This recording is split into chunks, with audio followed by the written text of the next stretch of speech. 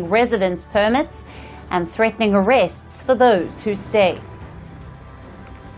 And heavy rains trigger deadly flooding in Vietnam's Dien Bien province, leaving at least 14 dead or missing and cutting off roads and power to several areas.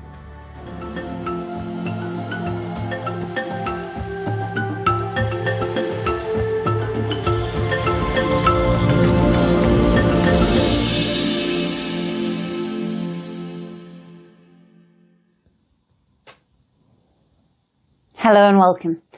Let's begin with Kenya. The country has seen violent anti-government protests in recent days. Reported police brutality and crackdown on dissent has further fueled public anger. As tensions and public discontentment remain high across the country, a new government policy has sparked outrage in Kenya. Nairobi has introduced sweeping new rules to control the sale and consumption of alcohol. Kenya's National Authority for the Campaign Against Alcohol and Drug Abuse has unveiled the new rules, which have been labeled as one of the most aggressive anti-alcohol policies the country has ever seen. Let's take a look at some of the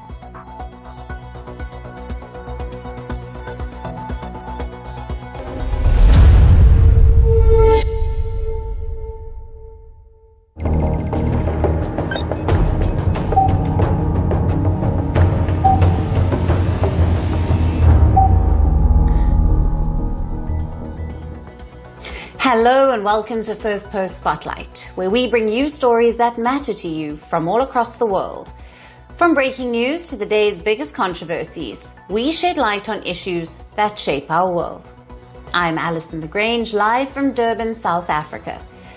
Let's begin with the top headlines. Iran says it would hold the United States accountable for attacks on its nuclear sites in any future negotiations. Iran's foreign ministry spokesman also ruled out direct talks with the US. The Kremlin says everyone should be careful about the nuclear rhetoric. The statement comes after US President Donald Trump ordered the repositioning of 2 nuclear submarines amid a social media row with the former Russian President Dmitry Medvedev. Preliminary talks between Thailand and Cambodia defense officials start in Malaysia ahead of a key ministerial-level meeting on Thursday as a fragile truce continues to hold a week after the two sides agreed on a ceasefire. More than 3,000 Boeing defense workers go on strike in a fresh blow to the embattled aviation giant. This comes after the union members voted against the firm's latest offer over pay, work schedules and pensions. And British Petroleum says it made its biggest oil and gas discovery in 25 years off the coast of Brazil as it shifts back to its fossil fuel business.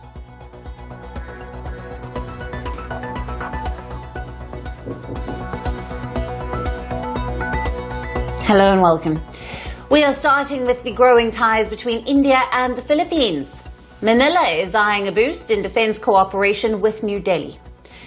To further this goal, Filipino President Ferdinand Marcos Jr. is on a state visit to India. He will meet with Indian External Affairs Minister Dr. S. Jaishankar today. However, his visit will formally begin with a ceremonial reception at the Rashtrapati Bhavan on Tuesday. He will then visit the Mahatma Gandhi Memorial at Rajghat. Later in the day, President Marcos Jr. will call on Prime Minister Narendra Modi. The two leaders will hold delegation-level talks. Both sides are expected to sign multiple agreements and memorandums of understanding. The Filipino president will also call on the Indian President, Droupadi Murmu, tomorrow. Now, Marcos Jr.'s state visit spans over 5 days, and the focus of this trip is to strengthen maritime cooperation between the two countries. Both India and the Philippines strongly support freedom of navigation in the South China Sea. Ahead of the Filipino leader's visit, the Southeast Asian country's Armed Forces Chief, Romualdez, said the Philippines is looking to purchase more weapon systems from India. he lauded the quality and affordability of Indian defense equipment. The Philippines signed a deal with India in January of 2022 for the BrahMos supersonic cruise missile systems. The country received the second batch of deliveries in April. The first one was in April last year. Manila is set to receive 2 more sets in the next few years. The deal is a significant milestone for Indian defense exports, but it is more crucial for the Philippines. Why, you ask? Manila is battling Beijing's growing aggression in the South China Sea. It also has a territorial dispute with China in the Spratly Islands. Manila needs the naval strength to conquer the growing Chinese threat.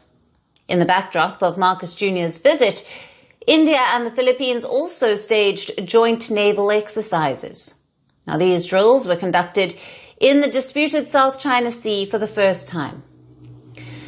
Apart from defense cooperation, the Filipino president's visit will also focus on trade ties between the two countries, and he will visit the IT hub of India, Bengaluru, before returning to the Philippines. The bid to expand bilateral trade follows U.S. President Trump's massive tariffs. The U.S. has imposed a 25% tariff on Indian imports, while Manila has been slapped with a 19% levy. India and the Philippines have a long history of relations. It dates back to 1949, when formal diplomatic relations were established. The leaders of both nations share platforms like ASEAN and frequently meet on the sidelines of its summits. Now, the Filipino president's visit will only strengthen the cooperation between the two like-minded nations in the Indo-Pacific. And moving on to some updates from West Asia. Recently released videos by Hamas of hostages have sent shockwaves across the globe. In the latest, Israeli Prime Minister Benjamin Netanyahu has appealed to the International Committee of the Red Cross, or the ICRC. Speaking to the regional coordinator of the body, Netanyahu requested that food be provided to the Israeli hostages held captive in Gaza. He also pushed for their immediate medical treatment. The ICRC said it was appalled by the harrowing videos. The international body swung into action and reiterated calls for access to the hostages. Hamas has agreed to it with a condition. The Iran-backed group has said that the agency could access the hostages if aid corridors were opened across the Gaza Strip. Hamas's Al-Qassam brigades have added that it did not intentionally starve the hostages, but denied providing any special food privileges to them, while the whole of Gaza continues to starve and remain under siege. Israel had long paused the entry of humanitarian aid into the war-torn enclave, but last month it allowed aid delivery in specific areas, after announcing a total blockade on the 2nd of March. The resumption of aid delivery came amid deepening hunger crisis in Gaza. The Israeli blockade has forced 2.2 million Gazans into starvation. But what triggered this back and forth between Israel and Hamas? It's the new videos of the Israeli hostages. Now, Hamas released the video of Eviatar David. He is one of the 49 Israeli hostages still in Hamas's captivity. In the video, the 24-year-old David appeared skeletal. He was seen digging the ground for what he described as his own grave. שעה 12, אין לי מושג אם יהיה אוכל. אין לי שמץ של מושג מה יקרה עם זה. אני אוכל ממש ממש ממש מעט. אתם יכולים לראות כמה אני רזה. אני חופר את הקבר. הקבר שמיד מבחינתי לי. Before that, Hamas released a video of Romualdez, another Israeli hostage who seemed emaciated. The 21-year-old could be seen crying in pain in the video. Romualdez, אני בן 22, בירושלים, ואני אסיר של שרה אל-קודס ג'יהאד אסלאמי. אני כבר שנתיים נמצא פה בעזה. אני סובל פה סבל שלא נראה טוב, כף רגל, בבקשה תכניסו לנו אוכל ושתייה. The videos have sounded alarm bells across the globe and fetched global condemnation for Hamas's brutality. It has renewed calls for a ceasefire. I want to shout and remind the Israeli public and the whole world that our brothers, these hostages, need to come home as fast as possible in a complete deal, a full deal, which will stop the war and bring back all the hostages as soon as possible. The Israeli Prime Minister called the videos Hamas propaganda. In his address, Netanyahu made no mention of a potential ceasefire. Instead, he vowed to eliminate the Iran-backed group. Dear citizens of Israel, like you, I was deeply shocked yesterday. I saw the horrifying videos of our dear sons, Ram and Eviatar. I called the families, embraced them on behalf of myself and my wife, and your behalf too.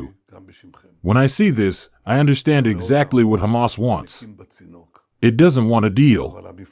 It wants to break us through these horrifying videos, through the false propaganda it spreads around the world.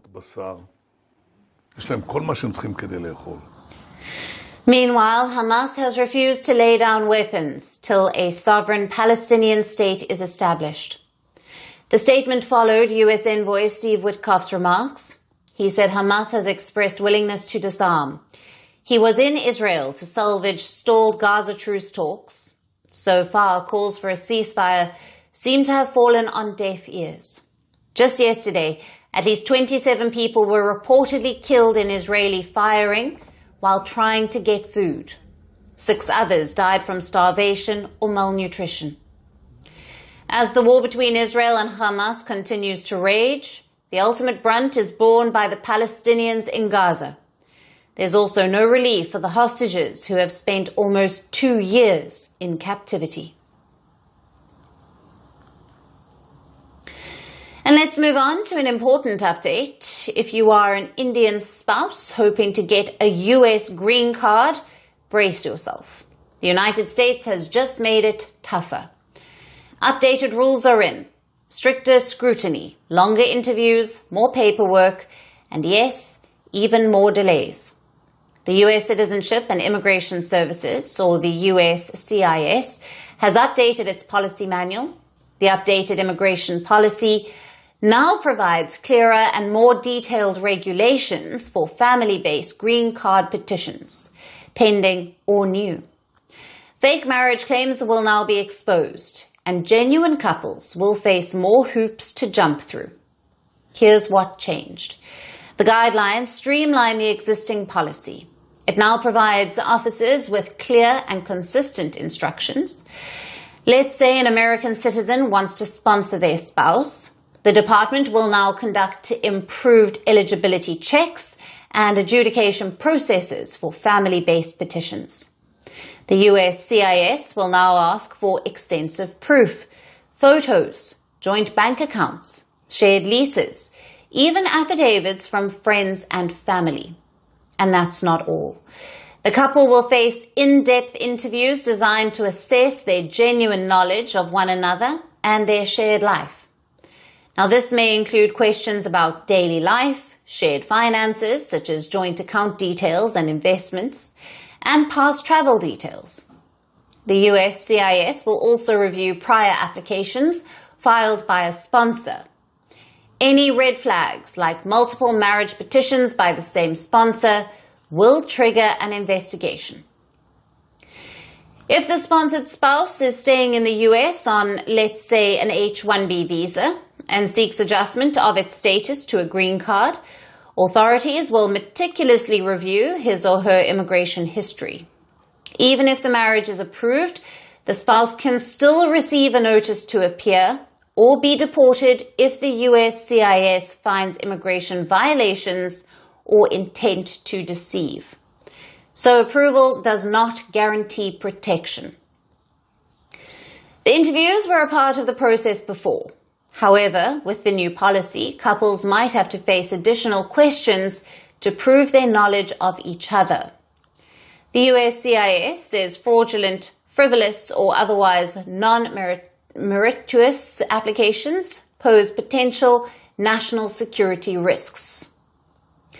And the agency explicitly states its intent to detect what it calls aliens with potentially harmful intent so that they can be processed for removal from the US. The recent changes stem from various marriage fraud cases. Take this case. An Indian national faked his marriage and overstayed his visa in the US. He forged his documents and falsely claimed domestic abuse to secure a green card. In May, he pleaded guilty. The bigger picture is this. Indian immigrants already face enormous delays in securing a US green card. Some even have to wait for up to 80 years. As of now, America's green card backlog stands at 11.3 million cases. This is a historic high. And under these revised guidelines, things will get even tougher. The green card was once seen as the golden ticket to the American dream. Today, it's starting to look like an obstacle course. More than 5.2 million Indian immigrants live in the US. They are the second largest group of Asian origin in the US.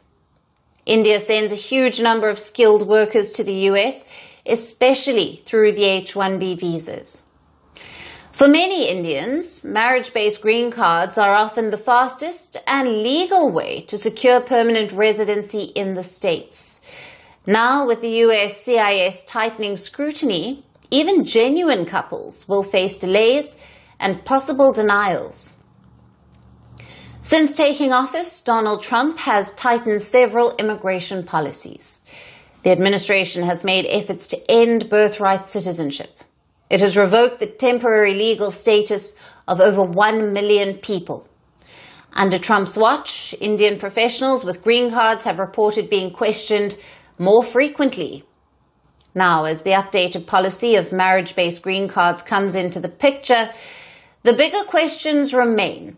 Will this protect the system, or will it be another blow to millions of immigrants eyeing the American dream? And finally, let's move to Singapore, where an old but rare corruption case is making headlines, as the billionaire at the center of it, Ong Ben Seng, has pleaded guilty. The tycoon who brought Formula One to Singapore has admitted to have helped a sitting minister cover up evidence of corruption, a rare admission in a country known for clean governance. Ong reportedly gave expensive gifts to Singapore's former transport minister, Subramaniam Iswaran, while both of them were engaged in business. Now, the country's law states that ministers in Singapore cannot keep gifts unless they pay the market value of the gift to the government, and they must declare anything they receive from people that they have business dealings with. Ong has handed dual charges in relation to his involvement with the then Minister Iswaran, who in 2024 was convicted of charges relating to obtaining valuable items as a public servant and obstructing justice. Iswaran was sentenced to 12 months in jail. Here's how the case unfolded. In December of 2022, Ong invited Iswaran on a trip to Qatar, saying that he would take care of the trip's expenses. Iswaran flew to Doha on Ong's private jet. The entire trip, including flight and stays, cost around $16,000. But months later, things changed. Singapore's Anti-Corruption Bureau launched an investigation to tally unrelated, but it led them to Ong. They found flight records with Iswaran's name on them, and that's when the cover-up began. Iswaran made a payment of around $7,000 to Ong in May of 2023 for the flight ticket. He had asked Ong to have his company, Singapore Grand Prix, bill him for this trip. Ong agreed. Investigators say it was a deliberate attempt to obstruct justice. And today, 79-year-old Ong pleaded guilty to exactly that, abetment of obstruction to justice. The two men were arrested in July of 2023, And charge sheets revealed that Iswaran was gifted more than $300,000 worth of flights, hotel stays, musicals, and Grand Prix tickets.